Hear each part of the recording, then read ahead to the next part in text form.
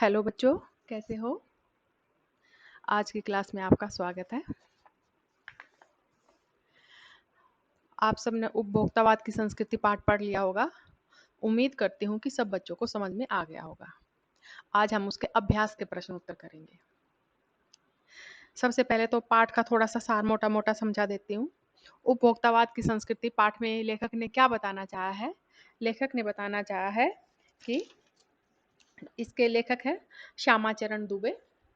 लेखक ने इस पाठ में बताना चाहा है कि आज की युवा वर्ग टेलीविज़न पर या वैसे जो हमारी अपनी संस्कृति को छोड़कर पाश्चात्य संस्कृति को अपनाती जा रही है, अंधाधुंध अपनाती जा रही है, बल्कि वो हमारे देश की संस्कृति के लिए कितनी खतरनाक सिद्ध हो सकती है।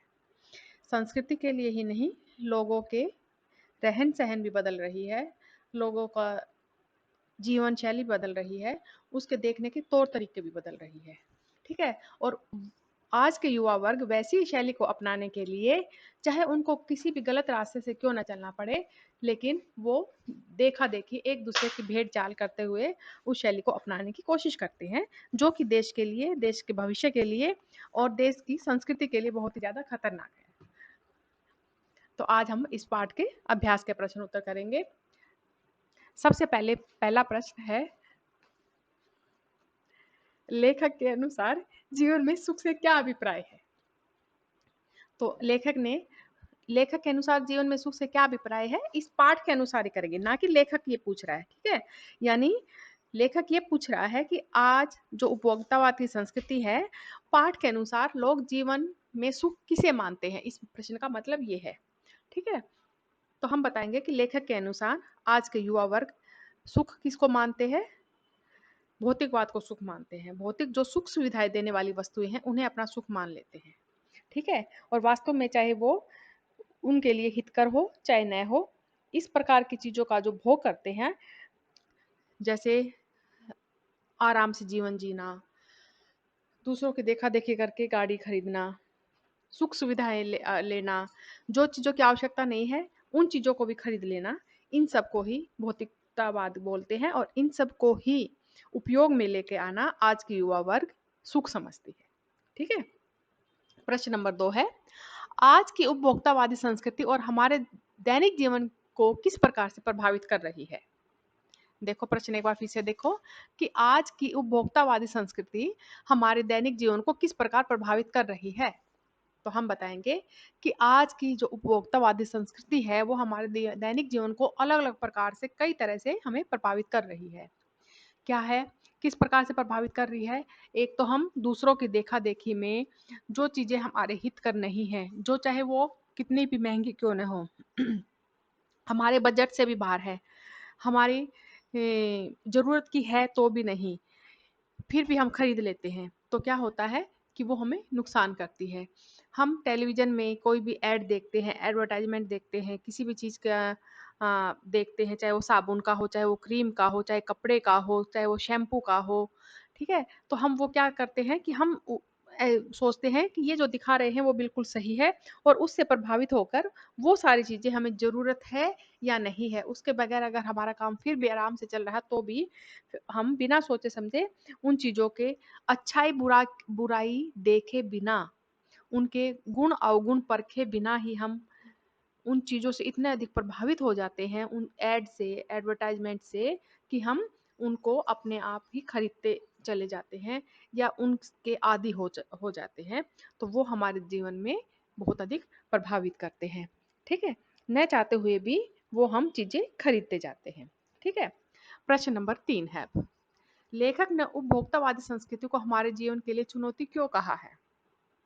यानी लेखक क्या कहता है कि जैसे उपभोक्तावादी संस्कृति के पीछे अंधाधुंध हमारा युवा वर्ग जो भाग रहा है, एक दूसरे की देखा-देखी में जो चीज़ें खरीद रहे हैं, उसके लिए चाहे उन्हें पैसे किसी भी गलत तरीके से क्यों ना लेने पड़े, गलत तरीके से कमाने पड़े, किसी से छीनने-झपटने पड़े या एक दूसरे को से अच्छा दिखने की होड़ में जो आज के युवा वर्ग ये चीज़ें खरीद रहे हैं, वो क्या है हमारी संस्कृति को एक बहुत बड़ी चुनौती दे रही है। हमारी अपनी जो संस्कृति है, उसे युवा वर्ग भूलते जा रहे हैं और पाश्चात्य संस्कृति को अपनाते जा रहे हैं, जो हमारी संस्कृति के लिए बहुत ही ज़्यादा नुकसानदेह है। ठीक है, ये थे हमारे इस पाठ के प्रश्न उत्तर। ठीक है, फिर आगे है आशय स्पष्ट कीजिए। आशय स्पष्ट कीजिए में क्या है, ये जो पंक्तियां दे रखी है, इसमें इन पंक्तियों का क्या मतलब है, क्या लेखक इन पंक्तियों से हमें क्या बताना चाहता है, क्या समझाना चाहता है, इस बारे में बताया गया है। ठीक है, तो क्या है, जाने अनजाने आज के माहौल में आपका चरित्र भी बदल रहा है और आप उत्पाद को समर्पित होते जा रहे हैं। यानी इन पंक्तियों के माध्यम से लेखक हमें क्या बताना चाहता है, हमने ये बताना है। ठीक है, आशय स्पष्ट करने का मतलब क्या है कि उन पंक्तियों के माध्यम से लेखक या कवि कोई भी हो, वो हमें क्या बताना चाहता है। ठीक है, तो हम बताएंगे कि इन पंक्तियों के माध्यम से लेखक हमें ये बताना चाह रहा है कि जिस प्रकार से उपभोक्तावाद की चीज़ों को हम इस्तेमाल कर रहे हैं, बिना सोचे समझे हम उन्हें खरीद लेते हैं, तो उनके खरीद लेने से क्या है, हम अपना हमारा चरित्र भी बदलता जा रहा है। हम बिना सोचे जो कोई कार्य करते हैं तो वो हमारे चरित्र पर, हमारे आचरण पर भी प्रभाव डालती है। ठीक है ना, और हम उन चीज़ों के प्रति इतने ज़्यादा आसक्त हो जाते हैं, उनके तरफ खींचे चले जाते हैं कि हम न चाहते हुए भी वो खरीद लेते हैं, इसलिए उनके प्रति समर्पित हो जाते हैं। ठीक है, अब है अगला, उसका भी हमने आशय स्पष्ट करना है। प्रतिष्ठा के अनेक रूप होते हैं, चाहे वे हास्यास्पद ही क्यों न हो। यानी लेखक इन पंक्तियों के माध्यम से हमें ये बताना चाहता है कि दूसरों के देखा देखी में, होड़ में जो हम उपभोक्तावाद की संस्कृति, उपभोक्तावाद के अले अनेक वस्तुएं जो हम खरीद रहे हैं उपभोग के लिए, प्रयोग के लिए, वो क्या है, उससे हम अपनी प्रतिष्ठा, अपना मान मर्यादा, अपना सम्मान समझ लेते हैं, चाहे हमारा मजाक ही क्यों ना उड़ रहा हो उन बातों को लेकर। ठीक है ना, तो ये इस बात के माध्यम से लेखक ने यहाँ पर ये कहना चाहा है। आगे है रचना और अभिव्यक्ति के माध्यम से। प्रश्न नंबर 5, कोई वस्तु हमारे लिए उपयोगी हो या न हो, लेकिन टीवी पर विज्ञापन देखकर हम उसे खरीदने के लिए अवश्य लालायित होते हैं, क्यों। यानी इस प्रश्न के माध्यम से लेखक हमें क्या बताना चाहता है कि जो वस्तु हमारे जीवन में उपयोग में आने वाली हो या न हो, ठीक है, लेकिन फिर भी अगर हम वो चीज़ें बिना सोचे समझे खरीद रहे हैं और टीवी में कोई विज्ञापन देखा, कोई एडवर्टाइजमेंट देखी और फिर भी हम खरीदने के लिए बिल्कुल लालायित हो जाते हैं कि जैसे बेसब्री हो जाते हैं। लालायित का मतलब क्या है? बिल्कुल जैसे अभी हमें ये चीज़ मिल जाए, इतनी जागृत इच्छा हो जाए हमारी। तो ऐसा इसलिए होता है क्योंकि हम अंधाधुन उन चीज़ों के पीछे लग जाते हैं और उसे पाने की हर कोशिश करते हैं। ठीक है? तो हम इसलिए ऐसा सब कुछ हो जाता है। उन चीज़ों को बिना सोचे समझे, उनके फ़ायदे और नुकसान को सोचे समझे बगैर हम उनको खरीदने के लिए जब हमारी इच्छा बहुत ज़्यादा बढ़ जाती है, तब ये ऐसा हो जाता है। ठीक है? प्रश्न नंबर 6, आपके अनुसार वस्तुओं को खरीदने का आधार वस्तु की गुणवत्ता होनी चाहिए या उसका विज्ञापन? तर्क देकर स्पष्ट करें। तर्क देकर स्पष्ट करने का मतलब क्या है? प्रमाण के साथ स्पष्ट करें। ठीक है, यानी अपने विचार बताएं। तो क्या है यहाँ पर कि हमारे अनुसार वस्तुओं को खरीदने का आधार क्या होना चाहिए? उसकी गुणवत्ता, उसका फायदा, उसका क्या नुकसान है, उसकी क्या हमारे लिए जरूरत है या नहीं है, वो चीजें खरीद कर सोच समझ कर हमें फिर वस्तुओं को खरीदना चाहिए। क्यों? क्योंकि अगर हम ऐसा नहीं करेंगे तो हम देखा देखी में अगर कोई भी वस्तु हम किसी की होड़ में, किसी के दूसरे ने खरीद ली इसलिए हमें भी वो वस्तु खरीदनी है, अगर हम ऐसा करेंगे तो हो सकता है कि हमारे घर में पैसे का भी नुकसान हो।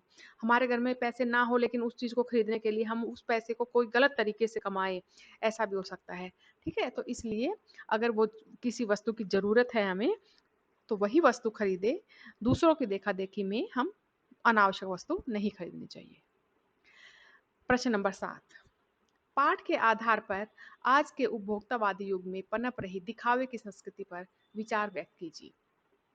आपने देखा होगा कि पूरा पाठ ही इस बात के ऊपर है कि उपभोक्तावादी युग में क्या है, व्यक्ति उसको जो जरूरत होती है वो वस्तु चाहे खरीदे न खरीदे, लेकिन दूसरों को दिखाने के लिए, उनसे अच्छा अपने आप को प्रस्तुत करने के लिए, उनसे बेहतर प्रस्तुत करने के लिए दूसरी चीज़ें, दिखावे की चीज़ें, या फिर ये कह सकते हैं हम उनके उन दूसरों ने जो चीज़ें खरीदी है उससे बेहतर खरीदने के लिए कोई ना कोई नए तरीके जुगाड़ एकत्रित करते रहते हैं, उनको खरीदने के कोई ना कोई उपाय सोचते रहते हैं। ठीक है, तो हमारे विचार में ये सब सही नहीं है, देश की संस्कृति के लिए भी, अपने फायदे के लिए भी और अपने घर के फ़ायदे के लिए भी ये चीज़ें सही नहीं है। हमें वही चीज़ें खरीदनी चाहिए जो हमारे लिए उपयोगी हो और सही कीमत के अनुसार हो और उसका फ़ायदा हमें हो और ज़रूरत हो तो ही खरीदें। ठीक है? अब है प्रश्न नंबर 8। आज की उपभोक्तावादी संस्कृति हमारे रीति-रिवाज और हमारे त्योहारों पर को किस प्रकार से प्रभावित कर रहे हैं? अपने अनुभव के आधार पर अनुच्छेद लिखिए। तो ये प्रश्न मैं तुम सबके ऊपर छोड़ती हूँ। यानी आजकल के जो रीति-रिवाज और त्योहारों को किस प्रकार से उपभोक्तावादी संस्कृति प्रभावित कर रही है, इसके ऊपर एक छोटा-सा निबंध यानी एक पहरे के तौर पे ही लिखना है तुमने। मतलब एक छोटी कॉपी का 1 पेज। ये प्रश्न आप अपनी तरफ से सोच समझ कर इस पाठ के अनुसार लिखेंगे, ताकि तुम्हें लिखना भी आए। ठीक है? तो आज का हमारा जो काम था, यहीं पर हमारी कक्षा खत्म होती है। उम्मीद करती हूँ कि ये पाठ तुम्हें समझ में आ गया होगा। और इसके साथ-साथ बेटा मैं एक बात कहना चाहूँगी कि कोई भी बच्चा अपना कार्य पेंडिंग ना छोड़े। जो काम रोज़ की रोज़ कराया जाता है, वो उसे हर रोज़ करेंगे, लिखने का हो, चाहे याद करने का हो और हर बच्चा अपनी कॉपी में अपना कार्य करके मेरे व्हाट्सएप पर भेज के उस कॉपी को चेक अवश्य करवाना। ठीक है? तो आज की कक्षा यहीं पर समाप्त होती है। धन्यवाद।